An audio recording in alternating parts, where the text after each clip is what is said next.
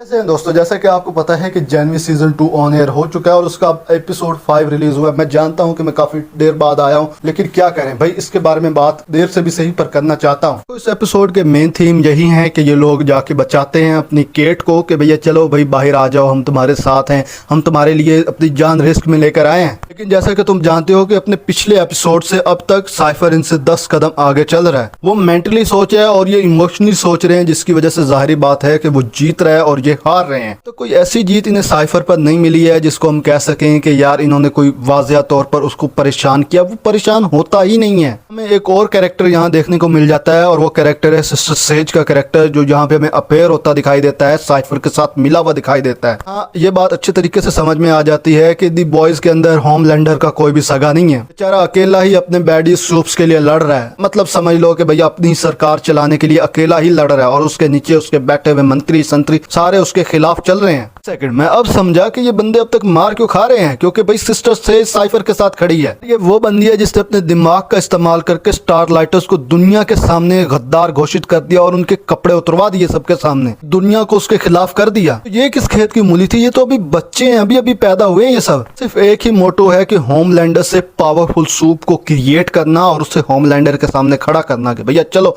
लड़ो अब इससे। मानता हूँ कि मरी पावरफुल होगी, लेकिन भाई बच्चा बच्चा होता है, बड़ा बड़ा होता है। पिक्चर का क्या रह जाएगा काम इस दुनिया के अंदर। तो जब मरी केट को बचाने जाती है अपनी गैंग के साथ मिलकर, तो ना सिर्फ ये पकड़ी जाती है बल्कि इसका पूरा का पूरा गैंग पकड़ा जाता है। इनका पकड़े जाना बनता भी था, क्योंकि इस तरह की बचगाना प्लानिंग लेकर ये घुसेंगे तो ऐसा ही हाल होने वाला है इनका। लेकिन यहाँ पे सबसे इंपॉर्टेंट न्यूज हमारे सामने आती है कि मरी की जो बहन जिसको वो ढूंढ रही थी एनाबेथ को, वो भी वहां पड़ी हुई है उनके सेल के अंदर, जबकि वो सूप भी नहीं है। आपको अंदाजा हो सकता है कि साइफर पर कितना ज्यादा प्रेशर है कि वो मरी को किसी तरीके से होमलैंडर से ज्यादा पावरफुल दिखाए। पर्सनली ऐसा लगता है जो उन्होंने पहले लाश दिखाई है ना, किसी एक बंदे की जली हुई लाश, जो जाहिर बात है जिंदा भी है और मरा हुआ भी है, तो भाई ये हो सकता है कि इनका काफी ज्यादा करीबी हो, सिस्टर सेज से भी काफी ज्यादा लेना देना हो, और यहाँ पे साइफर के साथ भी, जो जाहिर बात है कि यहाँ पे लग भी रहा है। यहाँ पे दूसरी तरफ देखते हैं कि केट की पावर ऑलमोस्ट आने लगी हैं थोड़ी थोड़ी करके, तो हमें इस बात का अंदाजा हो जाता है कि ये लोग अब किस तरह से एक पूरे के पूरे जाल में फंस चुके हैं। एपिसोड में हमें साफ तौर पर दिखाया जाता है कि साइफर एटलीस्ट मरी को मारना तो नहीं चाहता, वो चाहता है कि मरी उसका साथ दे होमलैंडर के खिलाफ जाकर। दूसरे मानों में ऐसा समझ लो कि वो होमलैंडर की सरकार गिराना चाहता है ताकि मरी उसको टेक ओवर करे और उसके बाद हम मरी को भी निपटा सकें। मेरी बात है कि वो होमलैंडर की तरह इतनी ज्यादा पावरफुल नहीं है, या ऐसा कह लो कि इतनी ज्यादा मेंटली पावरफुल नहीं है। अगर ऐसा कह लो तो ज्यादा बेहतर रहेगा। मुझे ऐसा लग रहा है कि आने वाले टाइम में जिस तरह से ये आगे चल रहे हैं, मुझे लगता है कि मरी जो है ये काफी ज्यादा बुरे तरीके से फंसने वाली है।